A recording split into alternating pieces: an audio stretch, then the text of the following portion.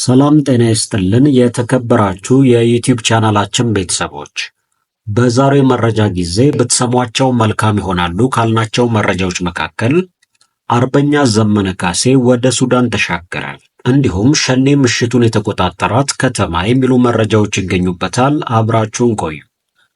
በቅድሚያ ወዳዘጋጀነው መረጃ እንለፍ።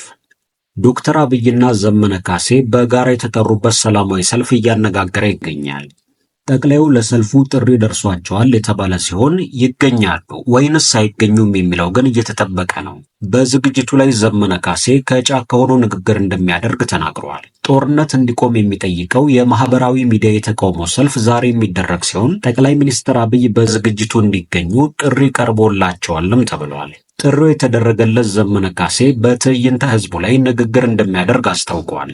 100 ሺዎች ይሳተፉበታል በተባለው በዚህ ትዕይንት ላይ ከ15 በላይ የፖለቲካ ድርጅቶችና ፖለቲከኞች ንግግር ያደርጋሉ ተብሎም ይጠበቃል። ንግግር ከሚያደርጉ ግለሰቦች መካከል ዘመነ ካሴ አንዱ እንደሆነ ያረጋገጠ ሲሆን የዚህ ትዕይንት ህዝብ አዘጋጅ በአቶ ልደቱ አያሌው የሚመራው አብሮነት ኢትዮጵያ የተሰኘው ድርጅት ነው። የተቃውሞ ትዕይንት ህዝቡን ያዘጋጀው ተቋም ባወጣው መግለጫም በአሁኑ ወቅት ኢትዮጵያ የምትገኘው ህልውናዋን በሚፈታተን ከፍተኛ ህዝብ ጨራሽ የእርስ በርስ ጦርነት ውስጥ ነውም ብለዋል። ከመንግስት በተጻራሪ የቆሙ ተቃዋሚ ኃይሎች አገዛዙን በብቃት ታግለው ለውጥ ለማምጣት ህዝቡንና ሀገሪቷን ከህልውና አደጋ ለመታደግ በሚያስችላቸው የትብብርና የጥንካሬ ደረጃ ላይ አይደሉም ያለው አዘጋጅ ድርጅቱ ይሄ የሁለቱ ወገን ድክመት መፍትሄ ካላገኘና በተለይም ተቃዋሚ ኃይሎች ብሔርና ርዕዮተ ዓለምን ተሻጋሪ የሆነ የጋራ ትብብርን ፈጥረው መንግስትን ታግለው ማሸነፍ ወይንም ወደ ሐቀኛ ድርድር እንዲመጣ ማስገደድ ካልቻሉ በስተቀር ሀገሪቱ አሁን ላይ ከገጠማት የህልውና አደጋ የመዳን ዕድሏ እጅግ ጠባብ ይሆናል ሲሉም ተናግረዋል። በአይነቱ የተለየ ነው የተባለለት ይሄ ታላቅ የተቃውሞ ትዕይንተ ህዝብ ጦርነት ይቁም፣ ግፋዊ አገዛዝ ይብቃ፣ ሰላም ይምጣ በሚል መሪ ቃል በበይነመረብ አደባባይ ለማካሄድ ቀንም ተቆርጦለታል። ይህንን ዝግጅት እያካሄደ ያለው አብሮነት ኢትዮጵያ ከርዕዮት ሚዲያ ጋር በመተባበር ሲሆን ትዕይንተ ህዝቡ የሚካሄደውም በዛሬው ዕለት ነው። ይህ በእንዲህ እንዳለ የፋኖ አመራሩ ዘመነ ካሴ ወደ ሱዳን መሻገሩን የሚገልጽ መረጃ በስፋት እየተሰራጨ ይገኛል። ትላንት ያሰራጨው ምስልና መግለጫ ደግሞ ዘመነ ወደ ሱዳን ተሻግሮ ከጀነራል አልቡርሃን ሰዎች ጋር እየመከረ የሆነ የሚለውን ጥርጣሬም ከፍ አድርጎታል። የመከላከያ ሰራዊት አመራሮች በቅርቡ የፋኖ አመራሮች ድንበር አቋርጠው እየሸሹ ነው ሲል ተናግሮም ነበር። ከቅርብ ጊዜ ወዲህ የፋኖ ደጋፊዎች በቀጠናው የኤርትራ ህወሓት የአልቡርሃን ጦርና የፋኖ ጥምረት ያስፈልጋል የሚል ሐሳብን ደጋግመው እያስተጋቡም ሲሆን ከሳምንታት በፊት የፋኖ አመራሮቹ መሪ ወዳጆና አስረስ ማረ ለፋኖ አንድነት ስብሰባ ወደ ቋራ ሲጓዙ የሚያሳይ ተንቀሳቃሽ ምስል በማህበራዊ ሚዲያ ገጾች ተሰራጭቶም ነበር። በዛ ቪዲዮ ላይ ዘመነ ካሴ ያለመኖሩ በርካታ ጥርጣሬዎችን የከፈተም ሆኗል። ለቋራው ስብሰባ ዘመነ ወደ አካባቢው መግባቱም በወቅቱ ሲነገር ነበር። አርበኛ ዘመነ ካሴ የመንግስትን ተደጋጋሚ የድሮን አሰሳና ጥቃት በመስጋት ከወራቶች በፊት ጀምሮ ወደ ሱዳን መሻገሩ እየተዘገበም ሲሆን ለቋራው ስብሰባም እንድናስረስ ከጎጃም ሳይሆን ከሱዳን ተሻግሮ መገኘቱም ተነግሯል። የመከላከያ ሰራዊት ከቅርብ ጊዜ ወዲህ የፋኖ አመራሮች ወደ ድንበር እየሸሹና በድንበር በኩል ከሀገር እየወጡ ነው የሚል መረጃን ማሰራጨቱም አይዘነጋም። በትላንትናው ዕለት ደግሞ ዘመነ ካሴ የአረፋ በዓልን አስመልክቶ ያሰራጨው ምስልና መረጃም ጥርጣሬውን አጉልቶታል። ዘመነ ባሰራጨው ምስል ላይ ከለበሰው ልብስ በተጨማሪ መግለጫው የተጻፈበት ወረቀት የአረብኛ ጽሑፍ ያለበት መሆኑም ነው ጥርጣሬውን ያጎላው። ሆኖም ግን ይህ ዘገባ እስከተጠናቀረበት ሰዓት ድረስ ዘመነ ስለ ጉዳዩ በይፋ ምንም ያለው ነገር የለም። ይሁንና ግን ከቅርብ ጊዜ ወዲህ ኢትዮጵያ በሱዳኑ ጦርነት አሰላለፏን ከመሐመድ ዳጋሎ ጋር ማድረጓን ተከትሎ በድንበር አካባቢ የሚንቀሳቀሱት የፋኖ ታጣቂዎች ከአልቡርሃን ጎን ሊሰለፉ ይችላሉ የሚል ግምትም ይሰማል። የፋኖ ደጋፊ ሚዲያዎችም አሁን በቀጠናው የኤርትራ የህወሓት የፋኖ እንዲሁም የአልቡርሃን ጦር ጥምረት ለመፍጠር ያስፈልጋል የሚል ሐሳብን ደጋግመው እያስተጋቡም ይገኛሉ።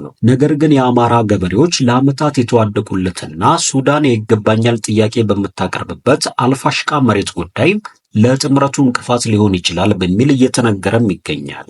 በሌላ በኩል የህወሓትና የፋኖ ወታደሮች ባሉበት የራያ ቀጠና ውጥረት ነግሷል የተባለ ሲሆን ባለፈው ሳምንት አንድ የአማራ ክልል ከፍተኛ ባለስልጣን የፋኖ ታጣቂዎች ህወሓት ላይ መተኮስ አይፈልጉም ብለው እንደነበር ይታወሳል።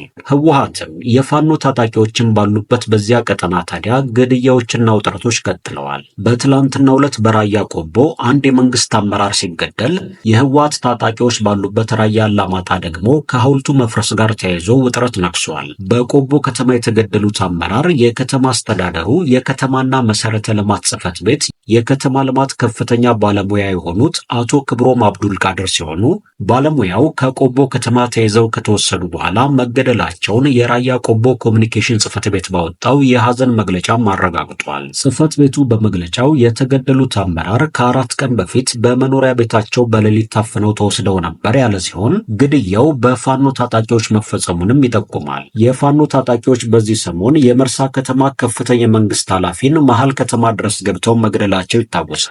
መሃል ከተማ ላይ በፋኖ ታጣቂዎች የተገደሉት በአማራ ክልል የሰሜን ወሎ ዞን የመርሳ ከተማ አስተዳደር ከተማና መሰረተ ልማት ጽሕፈት ቤት ዋና ስራ አስኪያጅ አቶ ሙሉጌታ ሰማው መሆናቸውንም መዘገባችን ይታወሳል። በመጨረሻም ሸኔ ምሽቱን የተቆጣጠራት ከተማ። ኦነግ ሸኔ ሌሊቱን በወረራ ባጠቃት ከተማ ባለስልጣናት ጭምር ተገድለዋል የተባለ ሲሆን በቤንሻንጉል ጉሙዝ ክልል መተከል ዞን ቡለን ወረዳ ቡለን ከተማ ታጣቂዎች ዘልቀው በመግባት በሰው ሕይወትና በንብረት ላይ ጉዳት ማድረሳቸውን የወረዳው ፖሊስ ጽሕፈት ቤት አዛዥና ነዋሪዎች ተናግረዋል። የቡለን ወረዳ ፖሊስ ጽሕፈት ቤት ኃላፊ ኮማንደር ባቤ እንደተናገሩት ዛሬ ጠዋት ወደ ከተማው ዘልቀው የገቡ ጽንፈኛ ያሏቸውን ታጣቂዎች በሰው ሕይወትና በንብረት ላይ ከባድ የሚባል ጉዳት ማድረሳቸውን ተናግረዋል። ኮማንደሩ አክለውም የደረሰው ጉዳት እጅግ ከባድ በመሆኑ በቁጥር መግለጽ ስለሚያስቸግር ገና እያጣራን ነውም ብለዋል። ቃላቸውን የሰጡ ነዋሪዎች ጥቃቱን የሸኔ ታጣቂዎች ናቸው የፈጸሙትም ብለዋል። በቡለን ከተማ የቴሌ መስሪያ ቤት ከሚገኝበት ጎን ቤታቸው እንደሆነ የገለጹና በቀዳዳ ሲመለከቱ እንደነበሩ የገለጹት አስተያየት ሰጪም ልክ ከማለዳው 12 ሰዓት ላይ ከተማው በተኩስ ተናወጠ ይሉና ከዛም ጸጉራቸውን ሹሩባ የተሰሩ ታጣቂዎች መስመር ሰርተው ወደ ከተማው ገቡ። በከተማው መስቀለኛ መንገድም መበታተን ጀመሩ። የታጣቂዎቹ ቁጥርም ብዙ ነበር ይላል። ታጣቂዎቹ በከተማው መስቀለኛ መንገድ ላይ ሆነው ይመዳደቡ ነበር። ከቦታ ቦታም ሲዘዋወሩ ሰልፈኛ ነበር የሚመስሉት። ወደ ፖሊስ ጣቢያ፣ አድማ በታኝ ፖሊሶች ወዳሉበት ካምፕ፣ ቴሌ ባንክ፣ ሞባይል ቤቶች እየተኩሱ ነበር የሄዱት ሲሉም ገልጸዋል። በተፈጸመው ጥቃት የጸጥታ ኃይሎች ሕይወት አልፎ ወደ ቴሌ የሄዱት ታጣቂዎችም ቢሮ ውስጥ ያሉ ኮምፒውተሮችና ሌሎች ቁሳቁሶችን አውጥተው እንደወሰዱም ገልጸዋል። አንድ ታጣቂ ለአንድ ቤት የተመደበ ነበር የሚመስለው። ከዛም የባንክ ቤቱን ስራ አስኪያጅ ከቤቱ አስወጥተው ቢሮውን አስከፍተው ዘርፈውታል። የግለሰብ ሞባይል ሱቆችን፣ ወርቅ ቤቶችን፣ ልብስ ቤቶችን ከፍተው በመግባት ሁሉንም ዘርፈዋል ሲሉም ተናግረዋል። ታጣቂዎቹ የሚዘርፉት በጣም ተረጋግተው ነበር፣ ወንጀል ፈጻሚ አይመስሉም ያሉት የዓይን እማኙ የዘረፉትን ሰብስበው በኤፌሳር መኪና ጭነው ነው የወሰዱትም ይላሉ።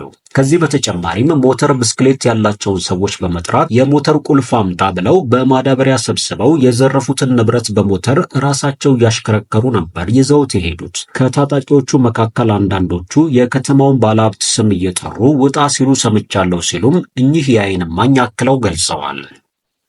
ክቡራን አድማጮቻችን ለሰዓቱ ብታደምጧቸው መልካም ይሆናሉ ያልናቸው መረጃዎች ይህንን ይመስላሉ። በሌላ መረጃ ተመልሰን እስከምንገናኝ ድረስ መልካም ቆይታ